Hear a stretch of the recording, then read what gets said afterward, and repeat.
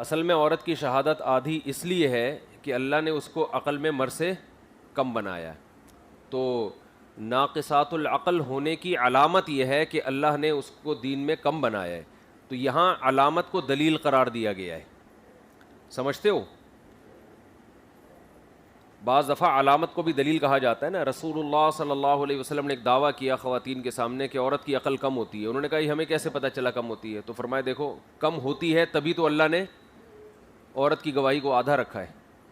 تو یہ بطور یعنی یہ علامت ہے کہ عورت کی یعنی عورت کے کم عقل ہونے کی ظاہری علامت کیا ہے کہ اللہ نے اس کی گواہی کو آدھا رکھا. باقی آدھا کیوں رکھا؟ اس کی علت ہے عقل کا کم ہونا.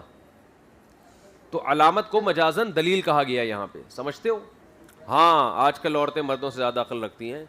یہ سوال بات صحیح ہے ان کی. بہت سی عورتیں مردوں سے زیادہ عقل رکھتی ہیں. حضرت عائشہ رضی اللہ تعالیٰ عنہا عورت تھی مگر بہت سے صحابہ سے زیادہ ان کی عقل تھی. حقیقت ہے یہ. تو یہ قاعدہ کلیہ نہیں ہے. جیسے مرد عورت سے زیادہ طاقتور ہوتا ہے اصول تو یہی ہے نا. لیکن کیا سارے مرد عورتوں سے زیادہ طاقتور؟ آپ کسی ریسلر کے پاس چلے جاؤ, جو ریسلر عورتیں ہوتی ہیں, اٹھا کے آپ جیسے 6 پٹھانوں کو پٹک دیں گی وہ. ہاں نا, صحیح بتا رہا ہوں میں.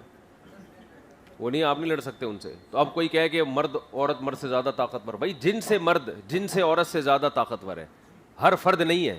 تو مرد کی جنس میں ذہانت زیادہ ہے عورت کی جنس سے, لیکن اس سے یہ لازم نہیں آتا کہ ہر مرد ہر عورت سے زیادہ ذہین ہے. بعض عورتیں مردوں سے زیادہ ذہین ہوتی ہیں. تو اب سوال پیدا ہوتا ہے بعض عورتیں مردوں سے زیادہ ذہین ہوتی ہیں تو پھر ان کی گواہی 2 مردوں کے برابر, 1 مرد کے برابر ہونی چاہیے پوری پوری. تو اس کا جواب یہ ہے کہ اصول ہمیشہ, قاعدے کلی ہمیشہ اکثریت کو دیکھ کے بنائے جاتے ہیں. ایک جز کے نہیں کہ وسیم بھائی کے لیے قانون الگ ہو, سلیم بھائی کے لیے الگ ہو. سمجھتے ہو؟ جیسے ہر مرد ہر عورت سے زیادہ طاقتور نہیں ہوتا, ہر مرد ہر عورت سے زیادہ بہادر بھی نہیں ہوتا.